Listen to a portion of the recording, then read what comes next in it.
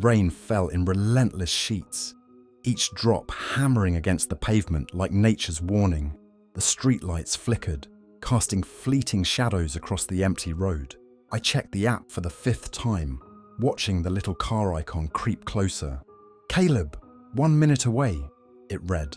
My heart thudded louder with every second. Why did his profile picture look so wrong? It wasn't just the poor resolution. Something about his vacant, lifeless stare set my nerves on edge. A black sedan rolled up, its tyres splashing water onto the curb. The car was pristine, almost unnaturally so, with no sign of wear or Uber identification. The windows were tinted so dark I couldn't see inside. Hesitating, I glanced around the empty street. The rain was soaking through my jacket and there was no one else in sight. Swallowing my unease, I pulled the door open and slid into the back seat, the leather chilling my skin instantly. "Evening," I ventured, my voice breaking the oppressive silence. The driver didn't respond. His head was tilted down, the brim of a battered baseball cap hiding his face. His hands gripped the steering wheel with unnatural intensity, knuckles white as bone. The air in the car was thick, carrying a faint chemical odour /U 2014, like bleach, mixed with something faintly metallic. My phone buzzed, and I looked down to confirm the ride. "Caleb, 4.9 stars. Yet nothing about this ride felt reassuring. The car lurched forward, its engine humming steadily as we merged into the rain-slick streets. The windshield wipers swayed back and forth in hypnotic rhythm, slicing through the silence like a metronome for my growing anxiety. "Busy night," I tried again, my voice faltering. His hands shifted slightly on the wheel, but he said nothing. Instead, he adjusted the rearview mirror, angling it until our eyes met for a fleeting, jarring moment. His gaze was cold, hollow, and it clung to me like a shadow even after he looked away. I was trying to ignore the unease, scrolling through my phone to distract myself, when I noticed the change in direction. The app's map glowed on the screen, and we were clearly veering off course. I think you missed the turn," I said, leaning forward slightly. The only response was the hum of the engine as the car picked up speed. My stomach churned. "Hey, did you hear me? You're going the wrong way." The man finally spoke, but his voice was a gravelly rasp that sent shivers down my spine. "Shortcut," he muttered. It didn't sound reassuring. It sounded dismissive, like a word spoken out of habit rather than intention. My heart raced as I glanced out the window. The familiar streets were fading, replaced by industrial lots and crumbling warehouses. The lights of the city were disappearing behind us, swallowed by the fog and rain. I stared at his driver's license mounted on the dashboard, desperate for some reassurance. But instead, my pulse spiked. The name wasn't Caleb, it read Samuel, and the picture didn't match the profile either. The face was older, the eyes crueler. My throat tightened. I fumbled with the Uber app, trying to hit the emergency button, but an error message flashed across the screen. "This trip cannot be cancelled." My palms were sweating now, my thumb hovering over the call button for 911. A soft creak pulled my attention to the front seat. My breath hitched. Under a tattered blanket, something shifted. U 2014. A faint, deliberate movement. My mind scrambled for an explanation. A bag? A pet? No, the shape was wrong. Too large, too human. "Who U 2019's up there?" I whispered, my voice cracking under the weight of my fear. The driver didn't answer. His lips curled into a faint, almost imperceptible smirk as if he was savouring my dread. His voice cut through the silence like a blade. "You should really stop asking questions," he said, his tone devoid of emotion. My stomach turned as I noticed his hands gripping the wheel harder, the veins bulging. The sound of the windshield wipers seemed deafening now, amplifying the tension. I pressed my phone against my thigh, praying I could quietly call for help without him noticing. But his eyes darted to the mirror again, locking onto mine. "It's too late for that," he added, his voice colder this time. The car screeched to a halt so abruptly that my body lurched forward, the seatbelt digging into my chest. Outside, there was nothing but darkness. No streetlights, no buildings, U2014. Just an expanse of wet asphalt and the looming shadow of dense woods. He turned off the engine and sat still, his hands resting on the wheel. "We're here," he said softly, almost cheerfully. My pulse thundered in my ears as I stared at him, frozen in terror. Whispers floated through the car, faint and disjointed.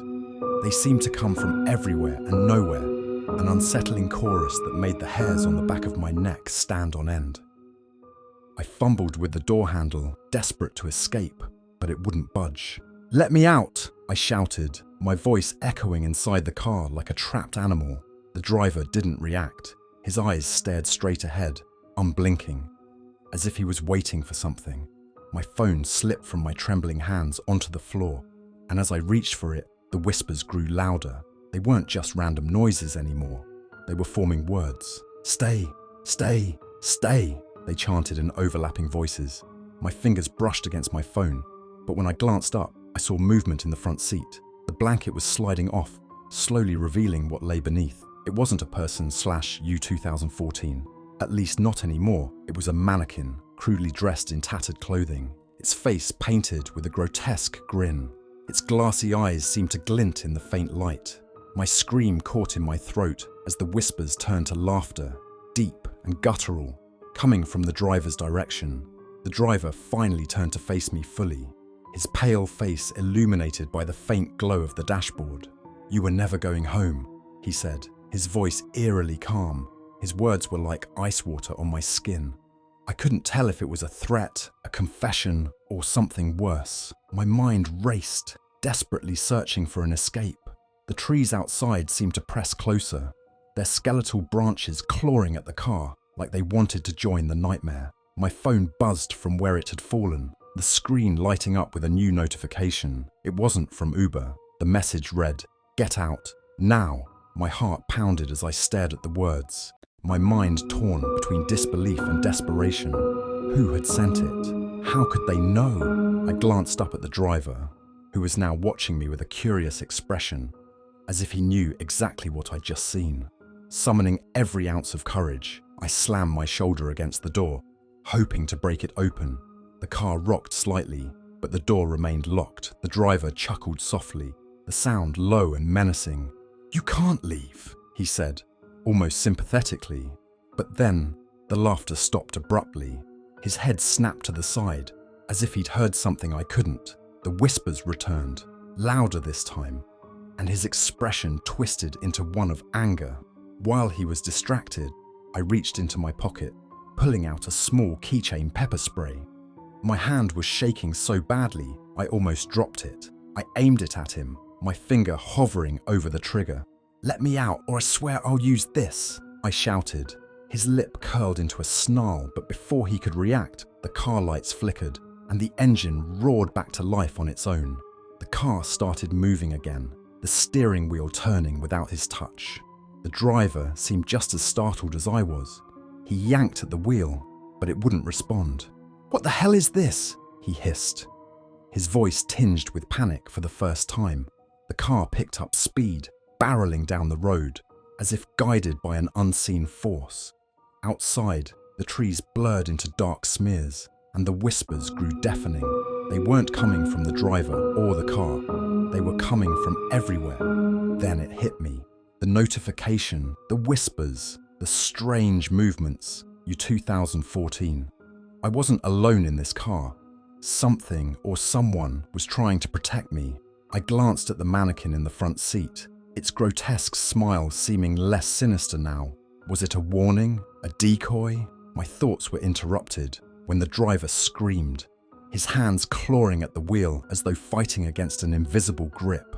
The car veered sharply, throwing me against the door. We skidded to a stop in front of a rundown gas station, its neon sign flickering weakly.